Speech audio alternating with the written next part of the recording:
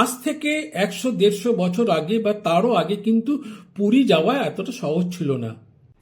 আমরা কথায় কথায় বলে থাকি যে উঠলো বাইতো কটক যাই। এই কথাটার মানে আমরা সকলেই জানি যে হঠাৎ করে সিদ্ধান্ত নিয়ে কোথাও যাওয়া বা কোথাও যাওয়ার পরিকল্পনা গ্রহণ করা। কিন্তু আমরা কখনো ভেবে দেখেছি কি যে হঠাৎ করে এই কথাটার মধ্যে কটক জায়গাটার নাম যুক্ত হলো কি করে, বা কেনই বা যুক্ত হলো? আমরা বোধহয় অনেকেই জানি না, বা আমরা এসব নিয়ে কখনো মাথাও ঘামাই না। ভারতবর্ষে আরো কত ভালো ভালো জায়গা আছে, আরো কত জায়গা রয়েছে, সব জায়গা ছেড়ে এখানে কটক জায়গাটার নাম যুক্ত হলো কেন? আমার মনে হয় যেটা ব্যক্তিগতভাবে, প্রথমত খানিকটা ছন্দ মেলানোর জন্য উঠলো বাইতো কটক যাই। এখানে অন্য কোনো জায়গার নাম দিলে হয়তো খানিকটা ছন্দপতন ঘটতে পারে। যেমন আমরা যদি বলি উঠলো বাইতো কাশ্মীর যাই, কিংবা উঠলো বাইতো হরিদ্বার যাই, কিংবা উঠলো বাইতো বেনারস যাই, যে জায়গা তিনটেই কিন্তু বাঙালিদের কাছে খুবই প্রিয়। বেনারস তো বাঙালির সেকেন্ড হোম। তাহলে দেখা যাবে যে কথাটার মধ্যে একটু ছন্দটা কেটে যাচ্ছে। আমরা কথাটা ঠিক সাবলীলভাবে উচ্চারণ করতে পারছি না, কোথাও যেন একটা অবস্ট্রাকশন হচ্ছে। তার থেকে উঠলো বাইতো কটক যাই কথাটা কত সহজ, কত সাবলীলভাবে আমরা বলতে পারছি। সেই কারণেই বোধহয় কটক জায়গার নাম বা কটক শব্দটা এই কথাটার সঙ্গে যুক্ত হয়েছে। আর দ্বিতীয় কারণ আমার যেটা মনে হয়, এখানে কটক বলতে বোধহয় পুরীকেই বোঝানো হয়েছে। আমার সঙ্গে আপনারা একমত নাও হতে পারেন। যদি একমত না হন বা আপনারা যদি ভিন্ন মত পোষণ করে থাকেন, তাহলে প্লিজ কমেন্ট সেকশনে কমেন্ট করে জানাবেন। এটা শুধু আমার ব্যক্তিগত অভিমত। আমি কাউকে অপমান বা কাউকে অসম্মান করার জন্য বা কোনো সমালোচনা করার জন্য এই কথাটা বলছি না। আমার ধারণাটা বলছি যে উঠলো বাইতে কটক যাই বলতে এখানে কটক বলতে বোধ হয় পুরীকেই বোঝানো হয়েছে। কারণ আমরা কারণে অকারণে সময়ে অসময়ে কখনো সপরিবারে, কখনো সবান্ধবে, কখনো বা একা একাই চলে যাই আমরা পুরী বেড়াতে। কারণ পুরী আমাদের ঘরের কাছের জায়গা, আর পুরীর প্রধান আকর্ষণ হলো দুটো, এক হচ্ছে জগন্নাথ মন্দির আর দ্বিতীয় হচ্ছে সমুদ্র। সুতরাং এই দুয়ের আকর্ষণে আমরা প্রায় বেরিয়ে পড়ি এবং চলে যাই পুরীতে। বর্তমানে কলকাতা থেকে বা কলকাতার আশেপাশের অঞ্চল থেকে বা পশ্চিমবাংলা থেকে পুরী যাওয়াটা কোনো ব্যাপার না, ইচ্ছে করলেই যাওয়া যায়। ট্রেন সার্ভিস রয়েছে, বাস সার্ভিস রয়েছে, আর যাদের নিজেদের গাড়ি আছে তাদের তো কোনো কথাই নেই। ওয়ান নাইট জার্নি করলেই তারা পৌঁছে যাবেন পুরীতে। আর থাকারও কোনো সমস্যা নেই, প্রচুর হোটেল, প্রচুর হলিডে হোম রয়েছে, সেখানে অনায়াসেই ঘর পাওয়া যায়।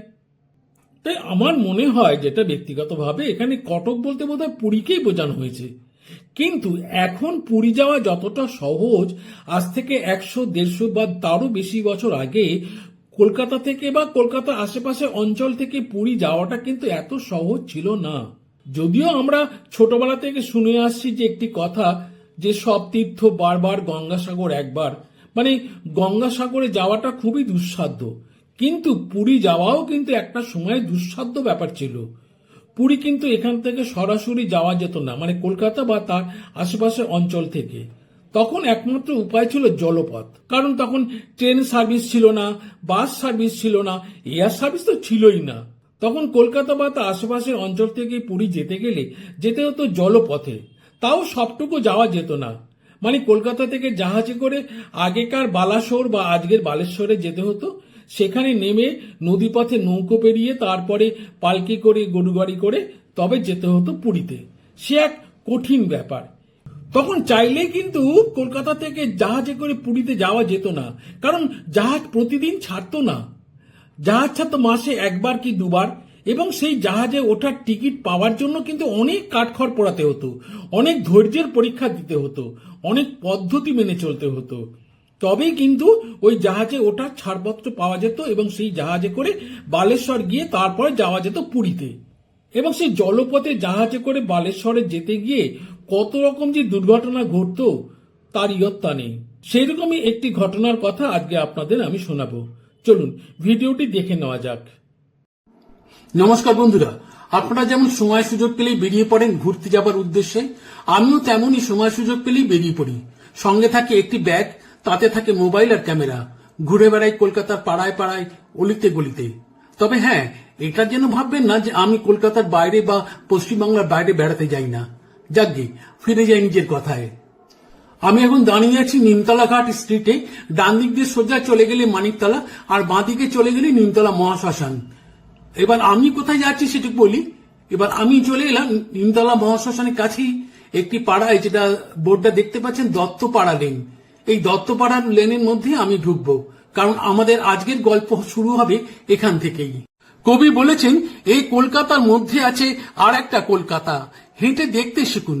আমার মনে হয় শুধু কলকাতার মধ্যে একটা কলকাতা নয়, হাজার একটা কলকাতা লুকিয়ে আছে, আর তাকে খুঁজে বার করতে গেলে হেঁটেই দেখতে হবে। আর তাই আমি হাঁটতে হাঁটতে পৌঁছে গেছি দত্তপাড়া লেনে। আমি ঢুকে পড়েছি দত্তপাড়া লেনে। এবার আপনাদের দেখাবো একটা বাড়ি এবং একটি ফলক।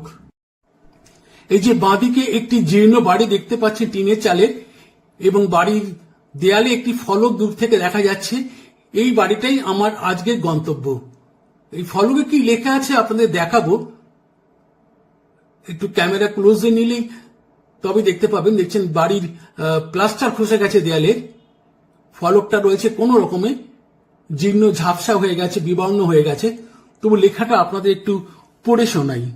এখানে লেখা আছে, এই গৃহস্বামী শ্যামাচরণ দত্ত চৌধুরী, জন্ম 19 ভাদ্র 1242 ও তদীয় সহধর্মিনী নগেন্দ্র নন্দিনী, জন্ম 24 আশ্বিন 1251, পুরী যাত্রাকালে 1294 সাল 12 জ্যৈষ্ঠে ঝটিকা বর্তে সহস্রাধিক আরোহী পূর্ণ স্যার জন লরেন্স জাহাজের সহিত সমুদ্র গর্ভে মগ্ন হয়েন। আপনারা বুঝতে পারলেন এই ফলকের মর্মার্থ।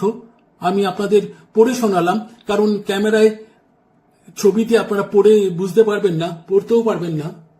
আপনারা বুঝতে পারলেন যে এই ফলকটি একটি মর্মস্পর্শী ও হৃদয় বিদারক ঘটনার স্মৃতি বহন করে চলেছে। তো এইরকম স্মৃতিফলক তো কলকাতা শহরে অনেক জায়গাতেই লাগানো আছে। তাহলে এর আলাদা বৈশিষ্ট্য কোথায় বলবো বন্ধুরা, একটু ধৈর্য ধরুন, সব বলবো আপনাদের। এই ফলক থেকে এইটুকু বোঝা গেল যে এই বাড়ির দুই বাসিন্দা আজ থেকে 100 বছরেরও বেশি আগে, অর্থাৎ ব্রিটিশ আমলে জাহাজে করে পুরী যাত্রা করেছিলেন পুণ্য লাভের আশায়, কিন্তু তাদের পরিণতি হয়েছিল অত্যন্ত মর্মান্তিক এবং বেদনাদায়ক। এবং এই নিষ্ঠুর ঘটনাটি ঘটেছিল তারা যে জাহাজে করে যাচ্ছিলেন সেই জাহাজ কোম্পানির অতিরিক্ত মুনাফা লাভের নেশায় এবং তাদের হঠকারের সিদ্ধান্তে। বন্ধুরা, সেই সময় কলকাতা থেকে পুরী যাওয়াটা এত সহজ ছিল না আজকের মতন। তখন পুরী যেতে গেলে কলকাতা থেকে সমুদ্র পথে বালেশ্বর যেতে হতো, এবং তারপর সেখান থেকে নদী পথে কটকে, এবং কটক থেকে বিভিন্ন যানবাহনে করে পুরী যেতে হতো। সেই সময় সমুদ্র পথে যাত্রী পরিবহন ও পণ্য পরিবহনের ক্ষেত্রে কয়েকটি জাহাজ কোম্পানি ব্যবসা খুলেছিল। যাত্রী পরিবহনের ক্ষেত্রে যে কয়টি জাহাজ কোম্পানি ব্যবসা খুলেছিল তাদের মধ্যে অন্যতম ছিল ম্যাকলিন অ্যান্ড কোম্পানি, যাদের অফিস ছিল ক্লাইভঘাট স্ট্রিটে। এই বাড়ির দুই বাসিন্দা আরো 1000 খানিক যাত্রীর সঙ্গে যে জাহাজে করে পুরী যাত্রা করেছিলেন সেই জাহাজটির নাম ছিল স্যার জন লরেন্স। যে জাহাজটির মালিক ছিল ম্যাকলিন অ্যান্ড কোম্পানি, যাদের কথা একটু আগে আপনাদের বলেছি, এবং এই ফলকে সেটা উল্লেখ করা আছে। আপনাদের আগেই জানিয়েছি যে এই ফলকটির একটা আলাদা বৈশিষ্ট্য আছে, এবং কি বৈশিষ্ট্য সেটা জানতে গেলে আপনাদের ধৈর্য ধরে পুরো ভিডিওটা দেখতে হবে। সঙ্গে থাকুন বন্ধুরা। এবার জীর্ণ বাড়িটি আপনাদের দেখাবার চেষ্টা করছি। আপনারা দেখুন বাড়িটির কি অবস্থা। জানলাটা বন্ধ করে দেওয়া হয়েছে ভেতরে ইটের গাঁথনি দিয়ে। এখানেও তাই, প্লাস্টার তো বহু জায়গায় খসে গেছে, এবং এখানে একটি শাটার রয়েছে। জানলাগুলো সব বন্ধ, টিনের চাল। এই বাড়িতে যে কি হয়, কারা থাকে, কিছুই বোঝা গেল না। এবারে আমরা নিমতলা হাটখোলা অঞ্চলের কাছ থেকে চলে এসেছি হাওড়া ব্রিজের দক্ষিণ পূর্ব অংশে। এই রাস্তা দিয়ে বাঁদিকে নেমে গেলে পরপর 3টি ঘাট পড়বে। প্রথমে মল্লিক ঘাট, তারপরে রামচন্দ্র গোয়েঙ্কা ঘাট, তারপরে ছোটে লালকি ঘাট। তো আমাদের আজকের গন্তব্য ছোটে লালকি ঘাট। এই ছোটে লালকি ঘাটেই একটা ফলক লাগানো আছে, যে ফলকটির সঙ্গে একটু আগেই আপনাদের যে ফলকটি দেখেছি সেই ফলকে রয়েছে গভীর সম্পর্ক। কি সম্পর্ক সে আপনাদের বলবো, একটু ধৈর্য ধরুন বন্ধুরা। বন্ধুরা, আমরা পৌঁছে গিয়েছি আমাদের দ্বিতীয় গন্তব্যে ছোটে লালকি ঘাটে। আপনারা পর্দায় দেখতে পাচ্ছেন ছোটে লালকি ঘাটের স্থাপত্যটি কি সুন্দর, অলঙ্করণ সমৃদ্ধ, কত কারুকাজ করা, এবং এত বিশাল ঘাটটি তৈরি করতে যে প্রচুর অর্থের প্রয়োজন হয়ে পড়েছিল তা বলাই বাহুল্য। এই ছোটে লালকি ঘাটের দক্ষিণ দিকের দেয়ালে সিঁড়ি দিয়ে উঠবার সময় বাঁহাতে দেয়ালে একটি ফলক লাগানো আছে। যে ফলকটির সাথে আগে যে ফলকটি দেখিয়েছি তার সঙ্গে একটা গভীর সম্পর্ক আছে। দেখাবো সেই ফলকটি এবং বলবো সেই কথা। এবারে আপনাদের ছোটে লালকি ঘাটের দক্ষিণ দিকে দেয়ালে সিঁড়ি দিয়ে উঠবার সময় বাঁহাতে খিলানের ওপরে যে মার্বেল ফলকটি রয়েছে সেই ফলকটি আপনাদের দেখাবো। এই যে সেই মার্বেল ফলকটি একটু ক্লোজে নিয়ে এসে আপনাদের দেখাই এখানে কি লেখা আছে। যদিও অস্পষ্ট হয়ে গেছে, লেখাগুলো পড়া খুব দুঃসাধ্য, তবু যেটুকু আমি বিভিন্ন জায়গা থেকে পাঠোদ্ধার করতে পেরেছি সেটা আপনাদের পড়ে শোনাই।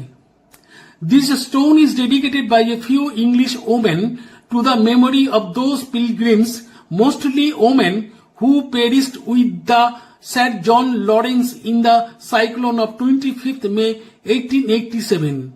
ফলকটির ডান দিকে যেমন ইংরেজিতে লেখা আছে তেমনি বাঁ দিকে তার তর্জমা করা আছে। সেখানে বাংলায় লেখা আছে, ইংরেজি 1887 সালের 25 মে তারিখের ঝটিকা বর্তে স্যার জন লরেন্স বাষ্পীয় জাহাজের সহিত যে সকল তীর্থযাত্রী অধিকাংশ স্ত্রীলোক জলমগ্ন হইয়াছেন তাহাদিকে স্মরণার্থ কয়েকটি ইংরাজ রমণী কর্তৃক এই প্রস্তর ফলকখানি উৎসর্গকৃত হইল।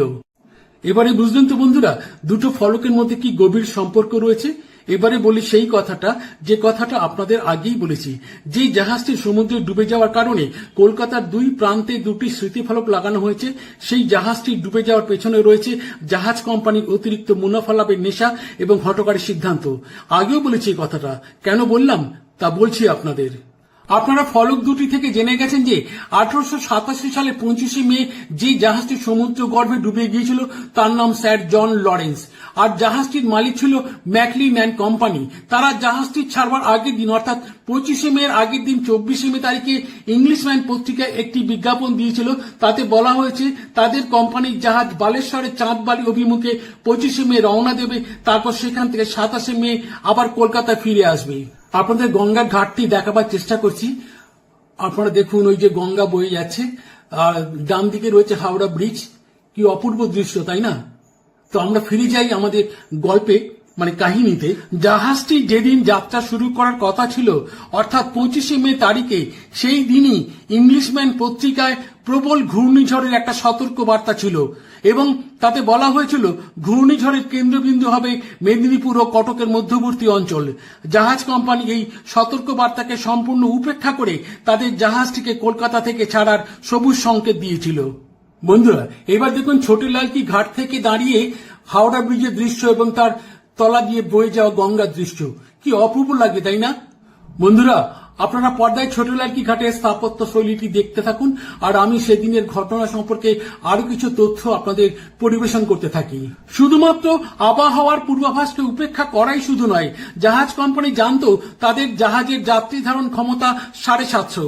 তা সত্ত্বেও তারা সেই জাহাজে 1000 জন যাত্রীকে তুলেছিল এবং তাদের পূর্ব ঘোষণা অনুযায়ী টিকিটের মূল্যের থেকে অনেক বেশি দামে তারা টিকিট বিক্রি করেছিল ওই সমস্ত অতিরিক্ত যাত্রীদের কাছে।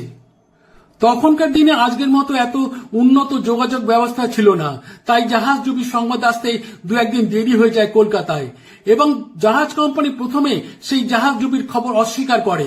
পরবর্তীকালে তারা স্বীকার করতে বাধ্য হয় ঘটনার পরম্পরায়।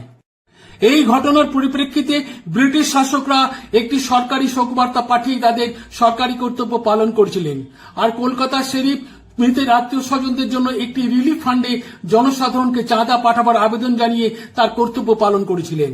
বিদেশি জাহাজ কোম্পানি যে ইচ্ছাকৃতভাবে এতগুলো মানুষকে মৃত্যুর দিকে ঠেলে দিল সেই জন্য তারা বিন্দুমাত্র দুঃখ প্রকাশও করেনি। শুধুমাত্র কয়েকটি সংবাদপত্রে সংবাদ প্রচার হয়েছিল এই মর্মে। স্যার জন লরেন্স জাহাজডুবির ঘটনা সাধারণ মানুষের পাশাপাশি রবীন্দ্রনাথকে ব্যথাতুর করে তুলেছিল। তিনি সেই ঘটনা নিয়ে লিখেছিলেন একটি কবিতা যার নাম সিন্ধু তরঙ্গ। সেই সিন্ধু তরঙ্গ কবিতা থেকে দু একটি লাইন আপনাদের শোনাই।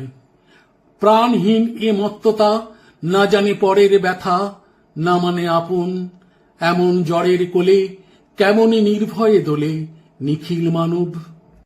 বন্ধুরা, আজকের ভিডিও তাহলে এখানেই শেষ করছি। কেমন লাগলো আজকের ভিডিও যদি মন্তব্য করে জানান তাহলে কৃতজ্ঞ থাকবো। আর একটা কথা, আমার চ্যানেলটিকে সাবস্ক্রাইব করে আমার পাশে থাকবেন এবং এইরকম নতুন নতুন আকর্ষণীয় ভিডিও উপহার দিতে আমাকে উৎসাহিত করবেন। সবাই ভালো থাকবেন, সুস্থ থাকবেন, আনন্দ থাকবেন। আজকের ভিডিও এখানে শেষ করছি। নমস্কার।